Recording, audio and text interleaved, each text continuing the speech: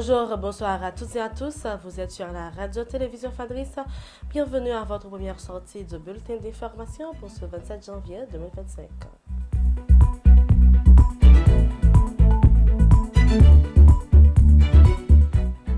Centrale gourde 24 pour $1 américain, c'est le taux de référence calculé par la BRH pour ce 27 janvier 2025.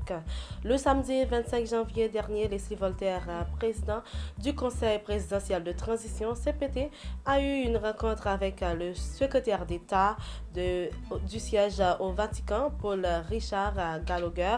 Cet entretien a permis de mettre en lumière le rôle essentiel de l'Église catholique en Haïti malgré les obstacles créés par la crise en cours. Selon le Vatican, cet échange a souligné le rôle essentiel de l'Église dans le soutien spirituel et social à la population haïtienne.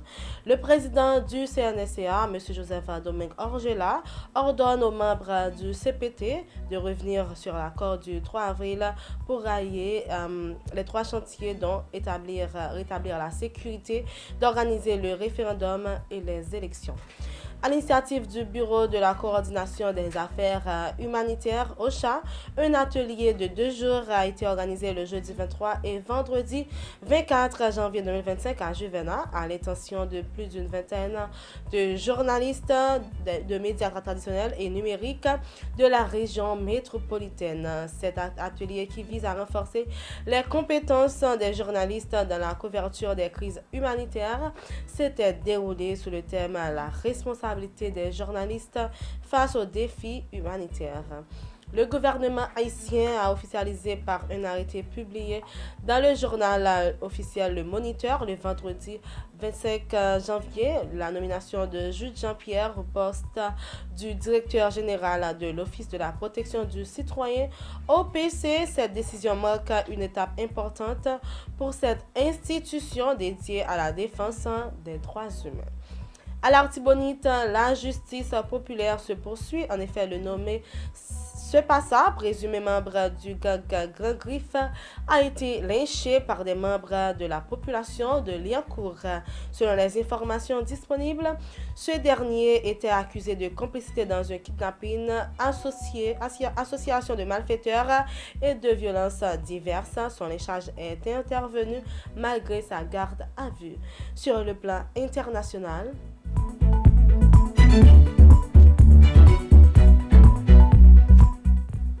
une dizaine de refuges sont en construction dans le nord du Mexique, à la frontière avec les États-Unis, pour anticiper l'expulsion des Mexicains annoncée par le nouveau président américain Donald Trump. Les installations pourraient recevoir entre 2500 à 3000 personnes, a indiqué la maire.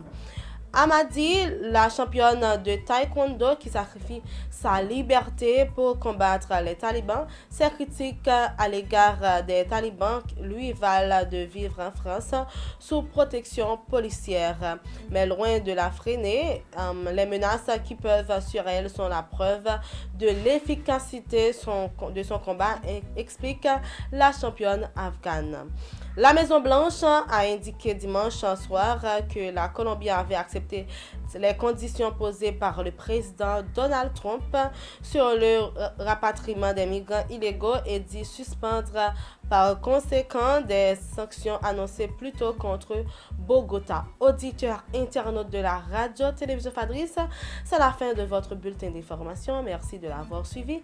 C'était avec vous Vanessa Sédouane.